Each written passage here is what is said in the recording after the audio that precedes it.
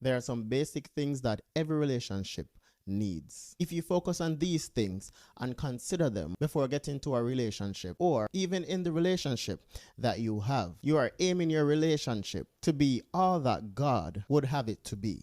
I think that all couples should pray together. Even if they don't pray together, they should at least be praying individually about the relationship. Don't be so moved by the emotion. Be moved by the Spirit of God. Prayer is very intimate to some people, and not everyone will be comfortable to pray with you at first. But give it time and make sure that it happens at some point. Honesty is so important because when the relationship loses trust, that basically kills the relationship. This is very important. Closed door to your past. When your ex calls, texts, send an email, you don't need to answer. Many people try to enter into a relationship or are in a long-term relationship and they're still having conversations with their exes, whether it be Facebook, Twitter, email, text message, or actual phone calls. This is actually disrespecting your current relationship. Now, I'm not making reference to if you're co-parenting. That's totally different. You must communicate with them for the sake of the child, but that should just be it. If you expect to have a great relationship, you need to have an awesome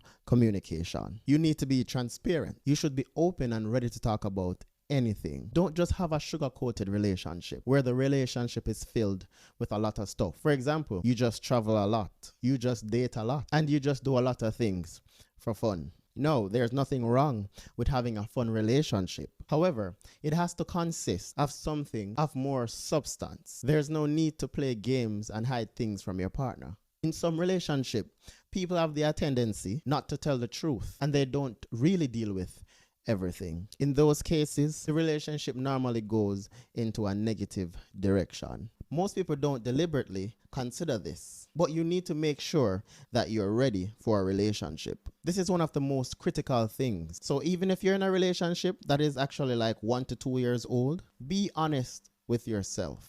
Why are you even in that relationship? Are you in that relationship just to get married? Do you just like the way the person looks? Do you like what they bring into your life? Some kind of social status or whatever? Be honest with yourself. Are you in a relationship to fulfill some kind of wound or some type of emotional emptiness? Well, if you're doing that, you're not dating with integrity because you're using the person in hopes that the relationship will work out. If it doesn't work out, you might be very quick to run away from that relationship because you're really not ready to be in one. Be open, be selfless, and don't enter into a situation where you know you're using people for your own personal benefits. Have integrity and have character.